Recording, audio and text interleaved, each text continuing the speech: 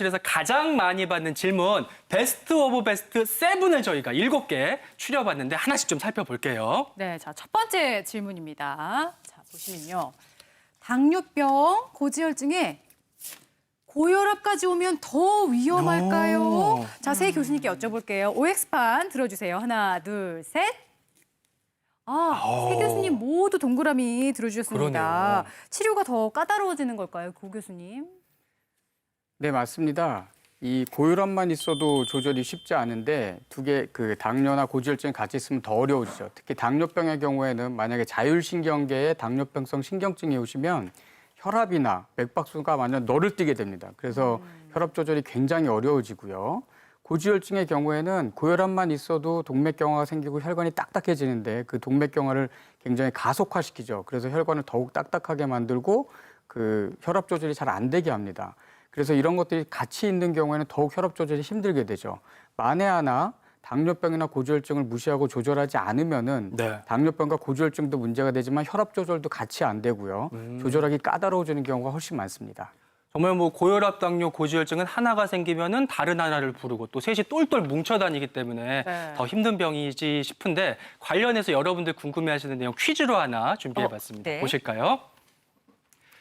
자, 고혈압 환자에게 고지혈증과 당뇨병 두 가지 중 어느 것이 더 나쁜 병일까요? 나쁜 놈과 더 나쁜 놈 중에 누가 더 나쁜가 가장 원초적이지만 가장 궁금했던 건데 저는 뭐 같은 고시니까 고지혈증 아닐까 싶은데요. 고시니까, 김혜연 씨는요? 예. 저는 당뇨병 같습니다. 제가 최근에 당뇨에 관한 방송을 몇 번 하다 보니까 이 당뇨병이 만성 질환의 정말 우두머리. 그 정도로 무섭더라고요. 저는 당뇨병일 것 같아요. 그러니까요. 정답이 뭘지 궁금한데 세 분 교수님께 한번 여쭤볼게요. 정답 편말 들어주세요. 하나, 둘, 셋.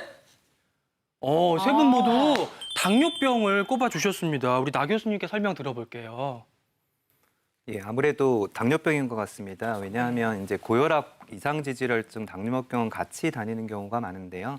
고혈압을 조절할 때 보통 뭐 흡연, 음주, 그다음에 비만, 운동을 못하는 이런 위험인자가 3가지 이상 있는 경우랑 당뇨병 하나만 동반된 경우가 조절해야 되는 목표가 똑같습니다. 그래서 위험인자 3개 정도와 당뇨병 하나가 비슷하고요. 그리고 이상지질혈증에서 이제 목표 LDL 수치 조절하는 목표도 이상지질혈증을 제외한 2개 이상의 다른 위험인자가 있을 때 보통 LDL을 100 아래 정도로 조절하는 게 권고가 되는데요. 그 당뇨만 있는 경우에는 LDL을 더 적극적으로 70 아래로 조절해야 된다는 견해가 있어서 다 그렇지만 당뇨가 조금 더 그리고 저는 개인적으로 나쁘다는 용어는 좀 맞지 않는 것 같고요. 네. 나쁘다기보다 고혈압만 있는 경우보다 고혈압이랑 당뇨가 같이 있다면 네. 조금 더 신경을 쓰고 관리를 잘해야 된다 이렇게 이해하시면 될 것 같습니다. 네, 이 교수님. 네, 저는 나쁘다고 이야기하고 싶습니다. 좀 더 과감하게. 네. 왜 그러냐면 고지혈증이나 당뇨병이나 아까 김 의원님 말씀하신 것처럼 똘똘 뭉쳐 다니게 되는데요. 실제로 치료를 할 때 보면 고지혈증은 약만 잘 드셔도 일정 수준 조정이 잘 되죠. 그런데 네. 당뇨병은 약도 먹어야 되죠. 음식도 관리해야 되고 굉장히 맞아요. 복잡합니다. 네. 그래서 조금 더 까다롭다고 생각이 되고요.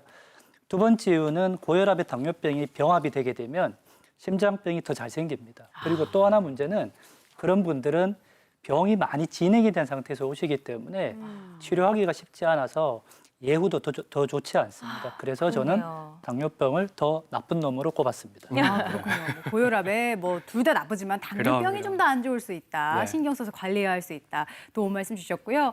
돌발 퀴즈 하나 더 준비되어 있습니다. 풀어볼까요? 고지혈증, 당뇨병보다 고혈압을 더 악화시키는 최악의 주범은 무엇일까요? 보기 있습니다. 1번 술, 2번 담배, 3번 뱃살, 4번 부부싸움. 저는 뭔지 알 것 같아요. 아니 저는 일단은 뱃살. 왜냐하면 뱃살. 살 찌신 분들이 살을 빼면은 덩달아 혈압이 내려가더라고요. 저 같은 경우는 술, 담배, 뭐 뱃살이 적을 해당 사항이 좀 먼 것 같고요. 요거 필요합니다. 이거 부부싸움하면 혈압 올라가요. 이거 정말 확실합니다, 정말. 네.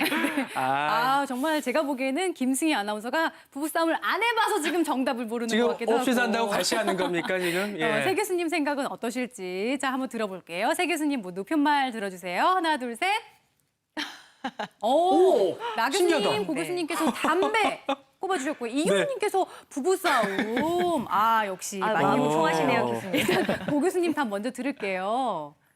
네, 사실은 넷 다 나쁜 놈이죠. 넷 다 뭐 이루 말할 수 없이 나쁜 놈인데 그중에 담배는 너무너무 나쁜 놈입니다. 담배는 이미 생긴 혈관병을 악화시키고 혈관병을 치료해놔도 재발을 너무 많이 시키는 게 담배고요. 특히 담배 안에 있는 니코틴 성분이 굉장히 문제입니다. 니코틴 성분은 순간적으로 혈압을 굉장히 많이 올리게 되고요. 그 올라간 혈압을 또 계속 유지시켜줍니다. 높게. 그러니까 이미 고혈압이 있는 분에서 담배를 피는 거는 굉장히 안 좋은 거라고 볼 수가 있습니다. 거기다가 최근 연구 결과를 보면요. 이 담배를 더 많이 오랫동안 피신 분들이 대사 이상이 많이 온다고 되어 있습니다. 대사증후군이라든가 아니면 이상지질혈증 같은 것들이 생겨서 더욱 안 좋은 것으로 되어 있습니다. 그래서 고혈압이 있으신 분들은 반드시 금연하셔야 됩니다. 나 교수님도 담배 꼽아주셨어요. 예, 저도 담배를 꼽았는데요. 그 고 교수님 말씀하신 게 이어붙이자면 이제 허혈성 심근병이 더 심해져서 스텐트라는 걸 시술을 하게 되면 가끔씩 일부에서는 스텐트가 협착될 수 있습니다. 근데 약 복용도 잘하고 관리를 잘하는데 막힌 경우 보면은 제 경험상 보통 조절을 잘 안 하고 있던 당뇨병 그리고 흡연 두 가지가 있는 경우에 나빠질 수 있습니다. 근데 이제 흡연 같은 경우에는 하나 좋은 점이 있는데요. 당뇨나 고혈압은 평생 조절해야 되지만 철저히 금연을 하게 되면 금연 1년만 지나도 위험도가 절반으로 우와, 줄어들고요. 정말요? 특히 철저히 금연한 지 한 10년 정도 되면 담배를 안 필 때 정도의 위험도로 감소하기 때문에 와. 아무리 나이가 드셨어도 담배만큼은 반드시 끊으셔야 합니다. 그러네요. 그렇군요. 그리고 이제 의외로 우리 이 교수님은 부부싸움을 꼽아주셨는데 그러면 저 같은 미혼은 고혈압 걸릴까 무서워서 장가를 가야 되나 말아야 되나 하는 거죠, 결혼. 제가 핑계가 많긴 합니다만 교수님 이게 어떤 의미입니까? 네, 사실 저는 두 분 교수님께서 당연히 담배를 선택하실 거라고 믿어서 예. 부부싸움 같은 스트레스를 말씀을 드리고 스트레스. 싶어서 답을 꼽았는데요. 간혹 이런 위험인자가 없는 분들이 응급실에 갑자기 뒷목을 부여잡거나 가슴을 부여잡고 쓰러져서 오시는 분들이 계시는데 네. 조사를 해보면 결국 부부싸움 같은 스트레스가 아주 중요하게 작용을 했다는 것을 알 수 있고 주치 입장에서 말씀드리면 술이나 담배는 체중은 줄이세요, 빼세요, 끊으세요라고 네. 저희가 이야기를 할 수 있는데 네. 부부싸움은요? 그렇죠. 제가 함부로 말 못하죠. 저도 제가 집에서 저희 와이프의 말을 고분고분히 잘 따라하고 노력을 해봐도 가끔 네. 쉽지 않잖아요. 그만큼 이 부부싸움 같은 스트레스가 중요하다는 말씀을 드리고 싶었습니다. 굉장히 공감하시네요 우리 정다은 아나운서. 공감합니다. 평가가 쉽지는 않아요. 그래서 한번 유지해 보도록 하겠습니다. 네. 자, 계속해서 진료실에서 가장 환자들이 많이 하는 질문 두 번째로 넘어가 보도록 할게요. 그래요. 자, 그다음 질문은요. 병원에서만 재면 혈압이 쑥 올라가요. 집 병원 어떤 혈압이 진짠가요? 그러니까요. 이런 분들이 참 많은데 우리 세 분 교수님께 한번 정답 여쭤보겠습니다. 정답 편말 들어주세요. 하나, 둘, 셋. 모두 집으로 집에서요? 선택해 주셨는데 와. 고 교수님 그래도 병원에 있는 혈압계가 더 그러니까. 좋은 거 아닙니까? 더 정확한 거 아닌가요? 더 비싸고. 다들 그렇게 알고 계십니다. 네. 이 요즘에 가정혈압계도 너무 좋은 것들이 많이 나와가지고요. 가정혈압도 정확합니다. 근데 병원 혈압의 문제점은 여러 가지 병원에 왔을 때 스트레스를 많이 받으신다는 데 문제가 있죠. 일단 순환기내과에 온 것 자체가 굉장한 스트레스고 그다음에 병원 환경 자체가 환자분들한테 굉장한 스트레스를 주기 때문에 병원 혈압은 내 혈압보다 높게 측정될 수가 있습니다. 그래서 이제 병원 혈압보다는 집에서 재는 혈압이 더욱 정확한 거라고 저희가 말씀을 드리고요. 그림을 잠깐 보시면 고혈압은 4개로 나눌 수가 있는데요. 지금 제가 말씀드린 병원에서만 높은 혈압을 저희가 배기 고혈압이라고 얘기를 하고요. 오히려 병원 혈압은 괜찮은데 댁에서 혈압이 높은 분들이 있습니다. 네. 그래요? 그거를 가면 고혈압이라고 저희가 얘기를 하고요. 양쪽이 다 높으신 분들, 병원도 높고 집도 높은 분들을 지속성 고혈압이라고 저희가 얘기를 합니다. 이 중에 꼭 약물 치료를 하고 생활요법을 반드시 해야 되는 치료는 감염 고혈압과 지속성 고혈압입니다. 그 부부싸움을 맨날 하는 집들은 혈압이 맨날 높게 나오겠어요. 예. 그러니까 일단 혈압을 잴 때는 또 마음을 좀 가라앉히고 화도 좀 누르고 맞아. 일단 편안한 상태에서 재야 될 것 같습니다. 그렇죠, 교수님? 나 네. 교수님. 예, 맞습니다. 그 집에서 혈압을 잴 때는요. 정확하게 측정하는 게 좋고 아까 말씀드린 배기고혈압, 감염고혈압 같은 경우에는 가정에서 혈압을 측정하지 않으면 발견할 수 없는데요. 일단 그 혈압 측정을 가정에서 할 때 정확하게 하는 방법이 중요한데요. 중요한 3가지, 그리고 혈압계의 선택, 그리고 혈압을 재는 자세, 그리고 마지막에 올바른 측정법을 말씀드리겠습니다.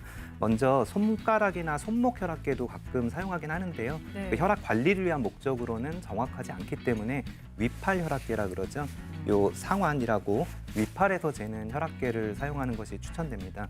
그리고 아침에 일어나서 앉은 자세로 네. 심장과 같은 높이의 팔을 위치시키고 적어도 5분 내지 10분 정도 이상 휴식하셔야 되고요.